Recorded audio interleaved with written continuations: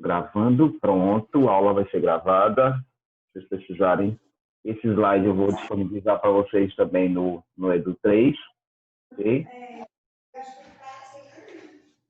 Vamos agora.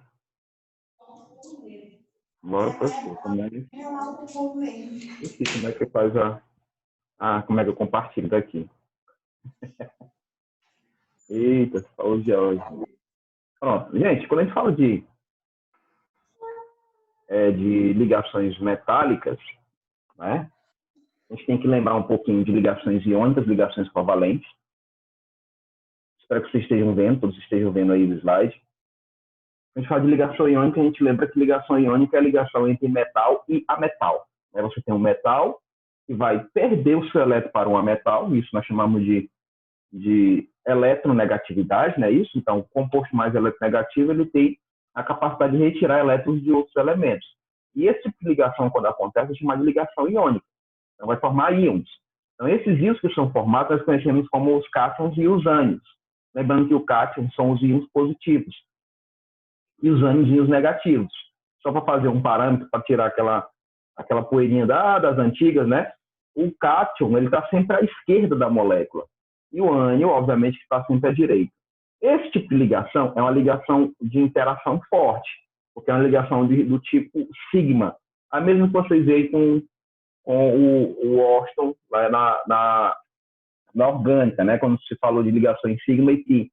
Então, o procedimento é o mesmo. Uma ligação frontal, que é uma ligação feita direta aqui, onde um vai aproximar, na verdade, o seu elétron da camada de valência do outro, para fazer aquela estabilização relacionada à regra do octeto. Vamos relembrar o que é a regra do octeto. É quando todo e qualquer elemento químico necessita ter 8 elétrons na sua camada de valência. Isso é a regra do octeto. Óbvio que tem as suas exceções, que nós temos, inclusive, que nós chamamos de octeto expandido e octeto contraído. Nesse octeto expandido é quando elementos vão se estabilizar com acima de 8 elétrons. Isso acontece.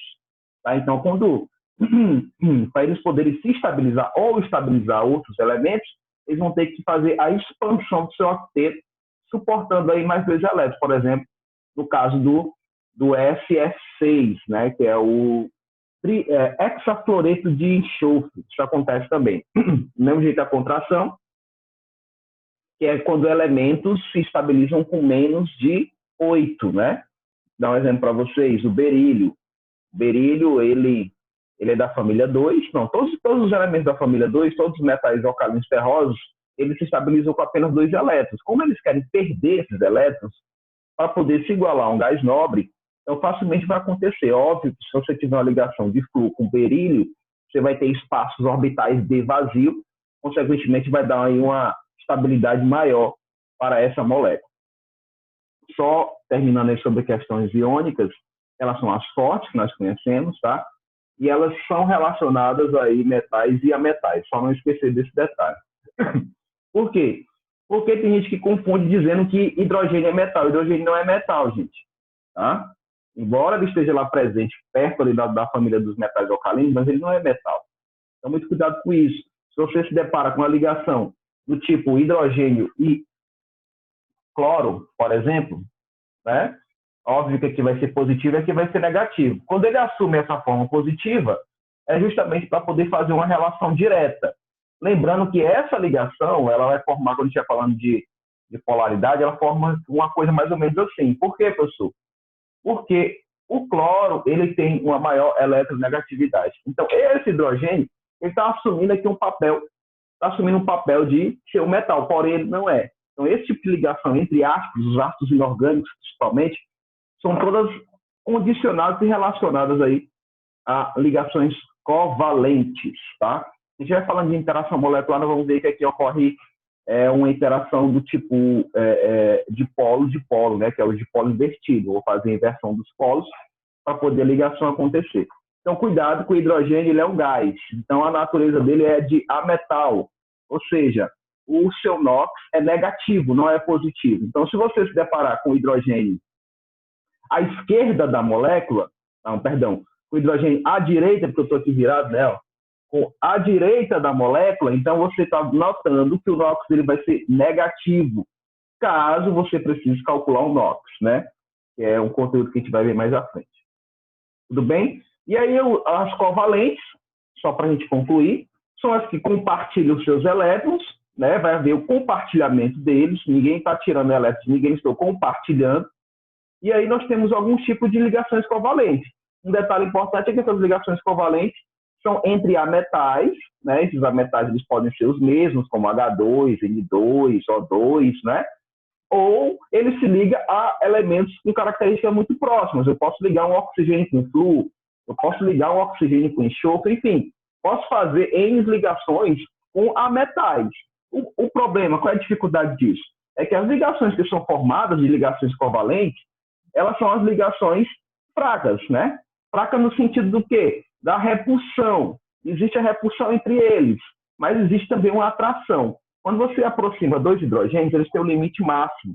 Eles têm uma distância de aproximação máxima para que ocorra o compartilhamento desses elétrons. Então, essa aproximação é cerca de 74 picômetros, né? Que se você quiser transformar aí para metro, é 10 a menos 12. Se eu não me engano, é 10 a menos 12. Tá? Mas é a distância máxima que ele pode ter, que esses dois elementos iguais, no caso dos hidrogênios, podem ter para poder ocorrer o compartilhamento e a ligação acontecer. Nós temos três tipos de ligação covalente. Ligação covalente simples, ligação covalente dupla e ligação covalente tripla. É o compartilhamento que vai determinar esse tipo de ligação e, obviamente, que tudo isso em consonância com a regra do octeto. A regra do octeto também está direcionada aí. Óbvio que nós temos algumas exceções em relação às ligações covalentes, justamente porque não há, eu não posso afirmar com certeza que uma ligação é 100% covalente, ela vai ter sempre uma característica iônica, aqui é o exemplo aqui, né? Tem sempre uma característica iônica e vice-versa, né? O iônico também tem sempre uma característica covalente, então nós não temos essas ligações 100% iônicas nem 100% covalentes. Elas têm aí os seus 98%, tá? Mas também tem as suas particularidades em relação às outras ligações. E nós podemos fazer um negócio chamado empréstimo ou dativa, a ligação dativa, onde moléculas vão se estabilizar, só que vai precisar fazer o empréstimo de pares de elétrons para poder estabilizar os demais elementos daquela molécula. Quando isso acontece, nós representamos com a setinha, né? Na direção onde está havendo empréstimo. Então, quando você se deparar com uma estrutura geométrica onde você tem uma setinha apontando para um elemento, é porque ocorreu o empréstimo. Empréstimo de quanto? De um par. Não existe empréstimo de um elétron apenas. É um par de elétrons. Tudo bem? Alguma pergunta?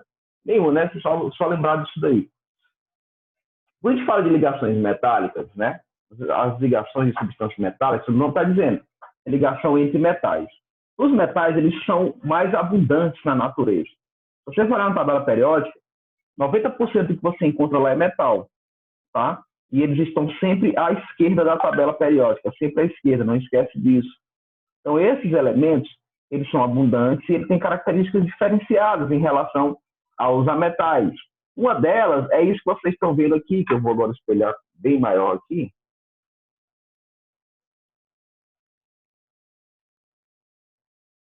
Uma delas é essa estrutura, né? Nós temos aí o íon prata, né? Você nota que aqui os elétrons do íon prata eles estão circulando de maneira livre, né? No meu tempo chamava-se de mar de elétrons. Hoje as coisas são muito mais modernas, eles chamam de nuvens, né? Nuvens de elétrons.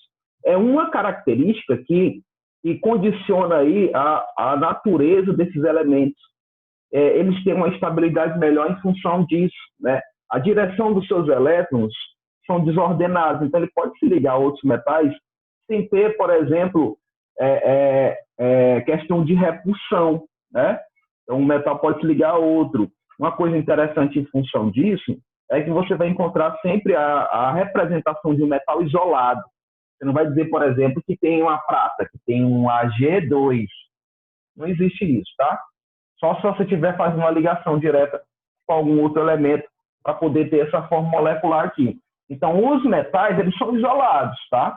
Eles têm características isoladas justamente porque eles são bons condutores. Eles são condutores de quê? De calor, são condutores de eletricidade.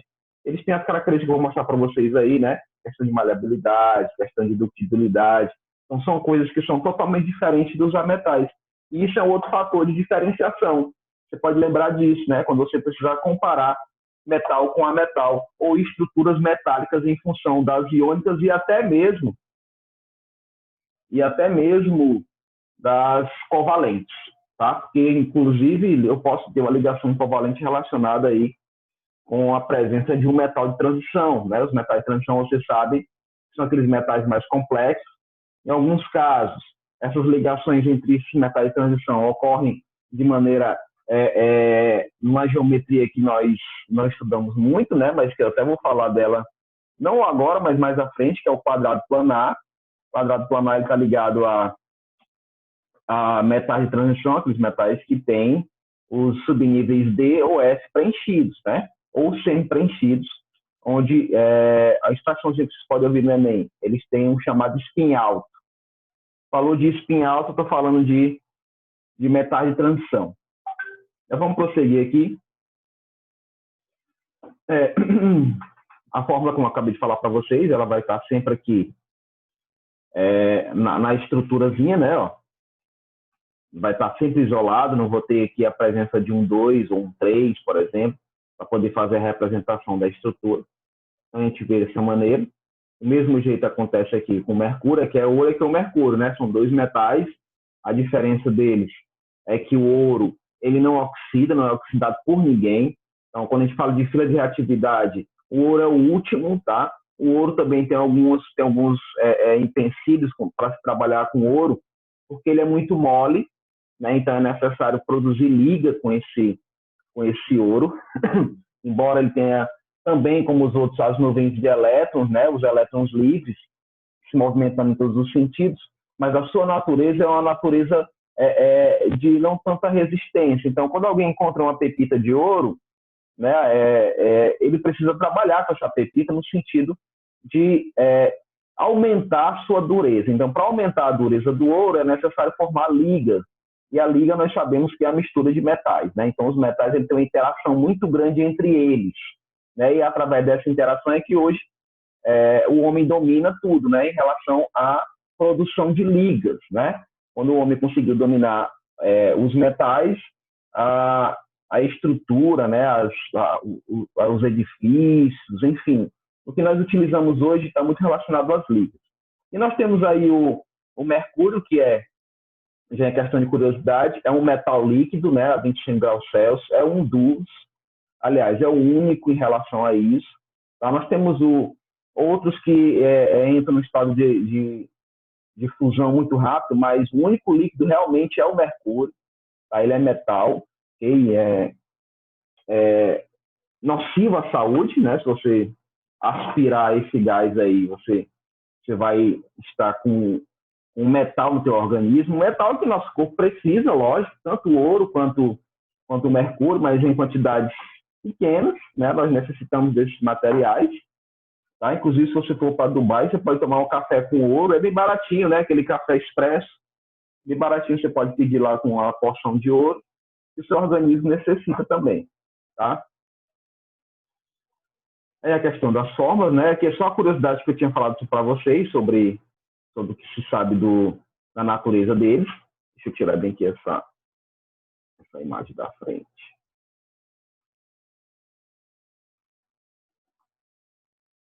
Pronto, está dizendo aí, ó, mercúrio é líquido, não é isso? A temperatura de 25 graus Celsius. O galho, se você colocar o galho na mão, você quer saber a diferença. Você pega um galho e talho. Eles são muito parecidos, né? São metais muito parecidos, fisicamente falando. Mas se você colocar os dois na sua mão, o galho entra em fusão. Olha a temperatura aqui, ó. Nosso corpo tem cerca de 34, 36, né? Hoje cheguei ali para pagar uma conta, o cara disse que eu estava com corona, porque eu saí lá de casa para pagar a conta no solzão, cheguei lá, estava com calor mesmo, né? Não, você não pode entrar não, você está com a temperatura lá na Paraíba. Só que não é, né?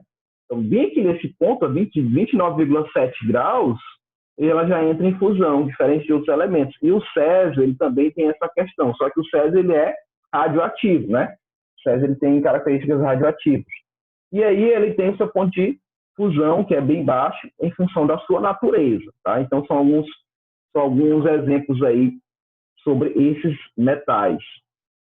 Aqui é a questão que nós víamos falando sobre o porquê esses metais são tão importantes para a nossa vida hoje, né? Justamente pela questão das suas nuvens eletrônicas, do seu mar de elétrons, os seus elétrons fluírem em todas as direções. Inclusive, os metais com essa natureza, eles são hoje formados, chamados superímãs, né? Justamente pela alta magnitude que eles possuem. Para quem não sabe, os superímãs é aquele mesmo que é utilizado em trem-bala, né? Onde o trem não entra em contato com um trilho, né? Tem aquelas descargas elétricas, enfim, quem já viu isso em filmes é interessante. E aí é a natureza que vai dizer que essa ligação metálica é fundamentada sobre essa condutividade elétrica presente na sua ligação, na sua natureza em si. As características dos metais, que eu tinha falado inicialmente, né? A alta condutividade térmica. Então, você pega o metal, você vai aquecendo ele, e a gente pode até entrar na questão do espectro eletromagnético, né? Onde quando você aumenta a temperatura de uma barra de ferro, você vai vendo a mudança de cor, né? Vai ficando amarelo, depois começa a ficar avermelhado, e em um certo tempo você não consegue mais enxergar que cor está, e aí ele entra no estado de fusão, né? Ele vai ficar líquido, aí ultrapassou o que nós chamamos da região do visível, né? Que corresponde aí a 10, a 14, 10 a 16, né? Na região do espectro eletromagnético, que é quando a gente consegue visualizar as cores, né? Principalmente. Aí temos aí altos pontos de fusão e ebulição, né? À toa você está vendo bem os exemplos, né? Com exceção do mercúrio que a gente viu, mercúrio, galho e o césio, a gente viu isso daí. Mas nós temos tungstênio. Tungstênio, para quem não sabe, é aqueles filamentos daquelas lâmpadas incandescentes, né? Aquelas de 60, aquele fiozinho que ficava lá no meio da lâmpada, né? Aquilo dali é o tungstênio, é um material nobre, tá? Não é tão fácil de se encontrar, mas ele é nobre no sentido de ele conseguir resistir a altas temperaturas. Veja aí. Olha o ponto de fusão dele, 3.410 graus. Então, haja energia para poder chegar nesse ponto de fusão. O do ouro, você está vendo aí, que é a 1064, e a prata também tem relacionado aí a 962 graus Celsius. Então, nós temos aí esse alto ponto de fusão e ebulição em relação aos metais. Isso é outro fator de diferenciação entre eles. Tem o brilho metálico, que os ametais não têm. Se você tiver o prazer de observar um ametal, né, um cristal relacionado a um ametal, por exemplo, floreto de oxigênio. Ele forma um cristal bonito, mas ele não é brilhante, ele não tem esse brilho como os metais possuem, né? E eles têm alta maleabilidade e alta ductibilidade. O que vem a ser isso? Maleabilidade é a capacidade de ser transformada em lâminas, né? Então, as lâminas, eu posso falar das ligas também, né, em função disso. Então, eu consigo fazer essa maleabilidade. Então, os metais são maleáveis. Os ametais não, eles são quebradiços. E eles têm também essa capacidade dúctil, que é isso, de se transformar em fios, né? Então, tudo isso está relacionado com essa questão do mar de elétrons, a questão das nuvens eletrônicas presentes aí, onde os seus elétrons estão livres. Eles não têm só um sentido, eles estão em todos os sentidos de desenvolvimento do caminho eletrônico. E essa questão aqui da força de tração, né, que é outro fator, mas ela está muito envolvida ali entre a dutibilidade e a maleabilidade, justamente porque eu consigo ela consegue resistir, né, a abrasões, essa abrasão são chamadas fricções, né, então ela tem essa resistência, ela tem esse poder de resistência, também em função da sua nuvem de elétrons. Lembrando que esse material vai estar na página, tá? Vocês necessitarem, inclusive vocês estão vendo que é do ético, né? Então não tem nenhum problema de direito autoral, é nosso. Então, você pode usar tranquilamente em qualquer lugar que você tiver. Então aí sobre a dureza, né? Sobre a resistência, né? Vocês estão vendo que existe um negócio chamado escala Mohs. Então esses metais, assim como os demais, as ligas, né, que são formadas, eles precisam seguir aqui o que nós chamamos de dureza, né, entre esses materiais. Vocês notam aí, ó, o talco é o mais fraco em relação à dureza, e tem aqui a calcita, e você está relacionando a moeda, né? moeda de cobre ela tem a mesma durabilidade, né? A mesma dureza.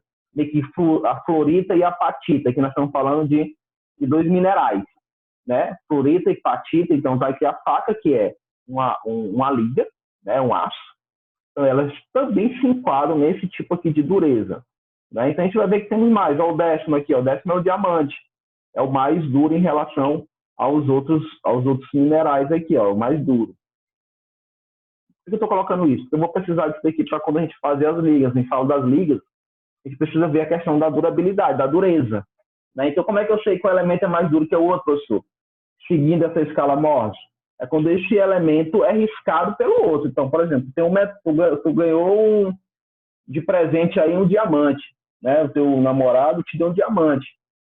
É para saber se esse diamante é verdadeiro. Então, se ele for riscado por outro elemento, por exemplo, o ferro, né? Então não é diamante.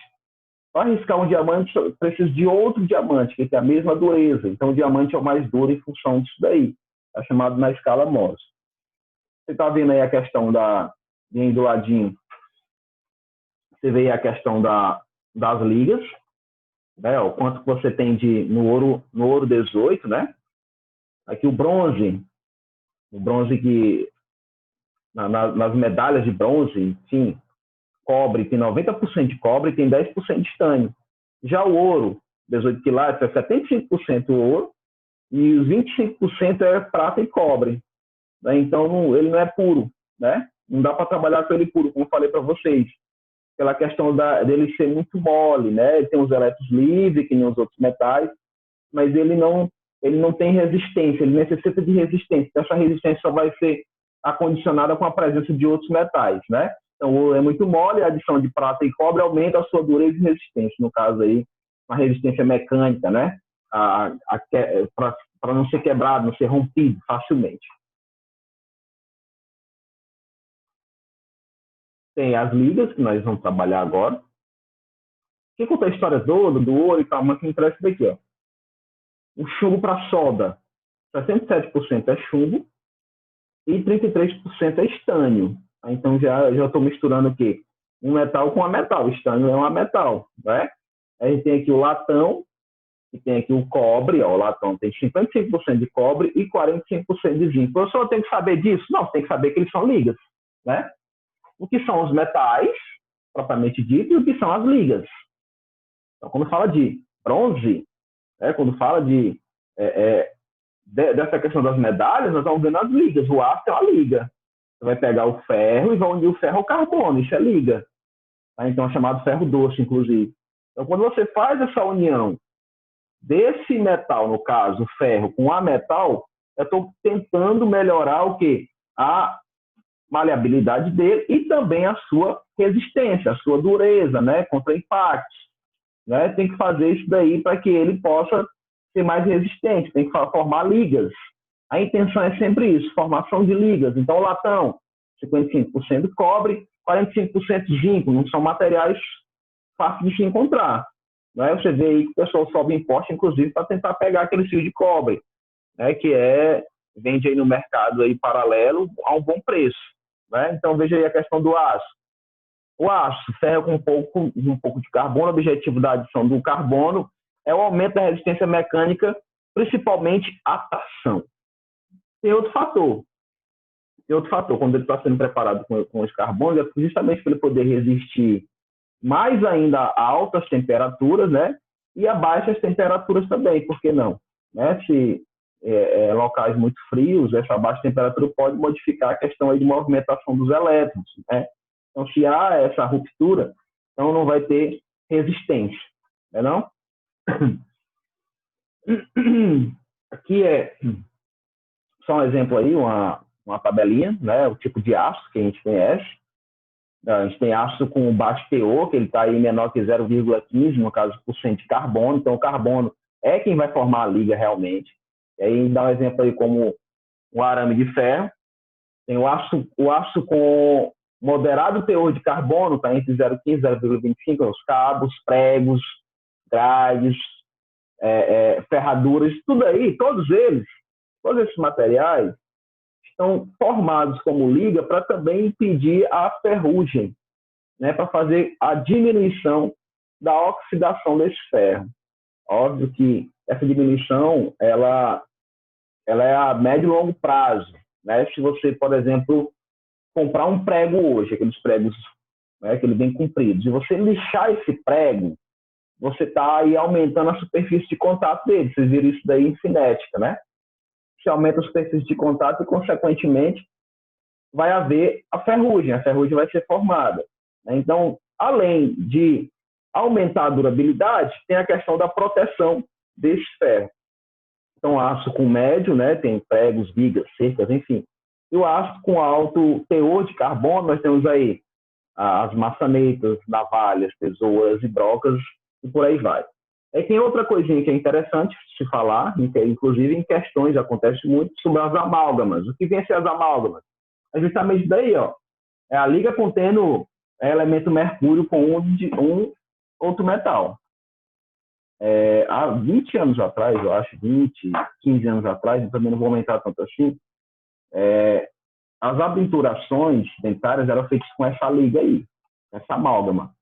O que é a amálgama? Diretamente. Surgiu quando os mineradores encontravam o ouro, né?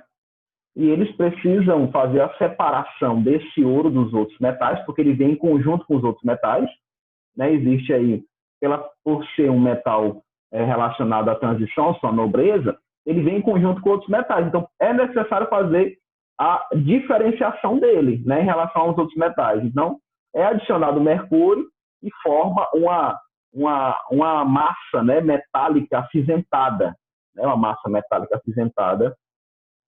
Está dizendo aqui, essa reunião será finalizada em 10 minutos. Mas terminou, como é que está sendo? Termina e já entra, né? Porque eu nunca tinha feito assim com 2 tempos, né? Mas qualquer coisa a gente volta, né? Não tem problema, vai voltar. Sim, voltando para a amálgama aqui. Professor, o jeito que se faz é quando a aula termina, e aí tem 10 minutos, e aí a próxima aula começa. Aí tem 10 minutos na sequência, né? Ah, tudo bem. Melhor dar tempo para vocês tomar um cafezinho, né? Tem gente que está acordando ainda mesmo. Eu estou aqui na espera, mas vamos continuar. Enfim, essa amálgama hoje, nos consultórios dentários, era feito assim também. Você já deve ter notado isso. O médico vai lá e fica preparando uma massinha, né? Bota lá um líquidozinho, prepara a massinha, vai lá e bota lá naquela panelona que tem no dente. No meu tempo, né, não é tanto tempo assim, ainda era esse de mercúrio. Só que o mercúrio, nós se sabe que o mercúrio é nocivo à saúde, né? Então, o excesso de mercúrio, por exemplo, pode causar tremores, né? Você vai ficar tremendo, você vai ter problemas cardíacos, você vai ter problemas no sistema digestório, você vai ter problemas no sistema nervoso. Então, o mercúrio ele causa muito isso. Hoje, a amálgama não é mais com mercúrio, é utilizado outro metal, né, para produzir essa amálgama, mas na extração do ouro ainda é. Não é à toa que se você for na Serra Pelada hoje e fizer aí um estudo em relação à quantidade de mercúrio que ainda existe presente na região é muito grande. É muito grande. Indígenas sofreram muito com isso, porque como eles tratam o mercúrio na água, ela vai para os rios, para os lagos, né? E como ele é um metal pesado, ele vai ficar Vai ficar no fundo, fica lá incrustado. Então, a natureza, os peixes, enfim, ou até mesmo os alimentos dos peixes vão consumir esse mercúrio e vão passar para nós que somos consumidores finais. Então, o mercúrio, gente, é muito perigoso. É muito perigoso. Por isso que eu falo para os meus alunos mais novos, que brincam com pipa, né, com essa questão de cerol, que usam justamente essa lâmpada fluorescente, aquela lâmpada fluorescente, ela tem mercúrio. Aquele pozinho branco que fica lá é o mercúrio. Então, quando ele está rompendo lá, quebrando a lâmpada, ele está aspirando aquele mercúrio. Tá? Então, falando de ppm, a quantidade que a gente pode consumir desse mercúrio, que a gente pode absorver desse mercúrio, é 0,003. É muito pequeno, né? Então, quando você está desenvolvendo trabalhos direto com esse elemento, você corre um risco muito grande de aspirar, porque ele é muito volátil. A volatilidade dele é muito grande. Nós vimos aí que a 25 graus Celsius ele é líquido, né? Então, você tocou, ele já entra na tua corrente sanguínea. Vai direto para a tua corrente sanguínea e se aloja no teu sistema nervoso. Então, muito cuidado aí. Bem, Eu terminei essa parte aqui de ligações metálicas. Alguma pergunta, pessoal? Deu para relembrar isso daí? É só muito relacionar a ligação, relacionar a regra do octeto. Quando você é trabalhado com isso em questões, é questão de ligas metálicas, é questão de características dos metais, durabilidade, ductilidade, né? Resistir aos calores, resistir aos impactos, aos choques mecânicos. Essa é a principal função em relação às ligas metálicas. Falta quantos minutos? Ainda falta muito. Eu vou desinterromper isso daqui, porque já vou deixar o outro no ponto, né? Lembrando que esse material vai estar disponível já, viu? Esse material vai estar disponível. Deixa eu colocar logo bem aqui o de geometria molecular.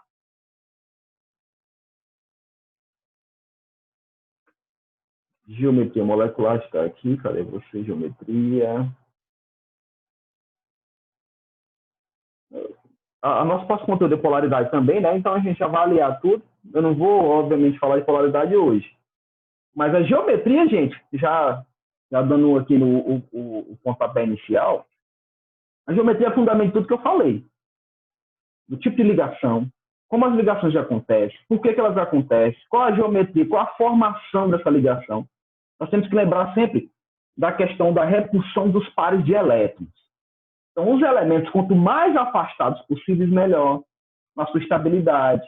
Principalmente quando você está falando de ligações covalentes, né? Então, as ligações covalentes, principalmente, eles necessitam ter que eles sejam longitudinais, né, um dos outros, que não se aproximem tanto. Então, quando isso acontece, eles formam o quê? Formam ângulos, né? Formam estruturas. Então, essas estruturas, elas são condicionadas como geometria molecular. Eu acredito que vocês devem ter estudado isso com o Austin, lá no primeiro ano. Ele deve ter feito, inclusive, até em que vocês fizessem estruturas com balões, né? Mostrar essa geometria com balões, tetraédrica, linear, né? Isso, ele deve ter feito esse tipo de trabalho lúdico, que eu também faço. Mas veja, se fala de geometria, você tem que ter muito afiado as ligações químicas. Você tem que saber muito sobre regra do octeto. Você tem que entender muito sobre sobra de pares de elétrons, ou elétrons livres, ou elétrons não ligantes. Mais conhecido também, é muito mais chamado elétrons não ligantes. São os elétrons que você não vai compartilhar com ninguém. Você não vai ligar ele a ninguém. Ele vai ficar sempre no átomo central. Então, a primeira coisa que você tem que fazer é identificar o átomo central. Você recebe uma molécula, está lá a molécula. CCl4. Se eu perguntar para você qual é o átomo central, você vai ter que ver. Eu tenho 4 cloros, então o átomo central vai ser esse cara aqui, ó. O carbono. Por quê, professor? Então, o carbono é menos eletronegativo que o cloro. E outra, o carbono está em menor quantidade. Então, se ele está em menor quantidade, obviamente que vai ficar bem no centro. E é ele que vai determinar o tipo de geometria que essa molécula terá. Nesse caso aqui especificamente, nós vamos ter o que nós chamamos de, se eu estou falando de todos os elementos lá da família 14, que é a família do carbono, todos eles, aí você vai ter que lembrar daquela coisa da tabela periódica, todos eles possuem 4 carbonos na camada de valência. Todos eles têm um pontinho. Se eu tiver que representar, né, que nós fazemos as estruturas de Lewis, que eu acho que vocês lembram, tenho certeza que vocês lembram, né, o carbono, eu vou representar aqueles pontinhos, né, ó. Represento os pontinhos aqui, ó, da camada de valência do carbono. Agora, é interessante relembrar isso para vocês, no sentido de que esses elétrons aqui, ó, eles não são imutáveis. Eu posso movimentar esses elétrons justamente para fazer a estabilização dos ligantes em consonância aqui com o átomo central. Então, eles não são imutáveis, nós podemos mudá-los, as suas posições. Um exemplo, antes que o meu tempo acabe, quando você vai pegar esse carbono, você vai ligar oxigênio. Né? Quando você liga 2 oxigênios, eu não vou conseguir fazer uma reação dessa maneira. Por quê? Porque o oxigênio, ele é um calcogênio. Todo calcogênio tem 6 elétrons na camada de valência. Então, para 8, vai precisar de 2. Né? Então, ele vai ter que compartilhar 2 elétrons com esse carbono. Então, dessa maneira, como está aqui os elétrons, não vai ser possível. Então, eu posso fazer o rearranjo disso aqui. Eu posso rearranjar. Eu posso colocar esses elétrons de maneira a facilitar as minhas ligações. Tá vendo? Ó? Agora está estável, porque agora estou fazendo a ligação covalente dupla aqui, ó, e aqui. Você está vendo o seguinte, que os ligantes estão totalmente afastados uns dos outros. E outro fator importante, não sobrou par de elétrons aqui. Eu não tenho nenhum elétron aqui ou aqui para poder fazer com que esses elementos, essas ligações, formem ângulos. Então, se eu não tenho um par de elétrons formados lá, par de elétrons que sobrou no átomo central, ele não vai formar ângulo. Esse é um fator importante. Só que lá no Enem ele vai estar assim, ele vai dar na forma molecular. Então, tá para você que geometria é essa. Tá? Então, você tem que voltar para as regras de Lewis, regras do octeto. Tem que lembrar sempre das regras do octeto, para poder não perder questão de geometria molecular. Tá ok? Então, tá faltando um minutinho. Quando acabar, eu vou esperar vocês de novo aqui, tá? Alguma pergunta sobre o que eu falei aqui? Sobre a regra do octeto? Não? Não, professor. Beleza. Pois beleza. Gente, se eu estiver falando baixo demais ou rápido demais, por favor, me interrompam, tá? Eu acredito que nessa segunda aula vai aparecer mais gente, né? Ou não? Tá assim? Tá nessa média aí, é? Será que tá nessa média? Ontem tinha mais gente.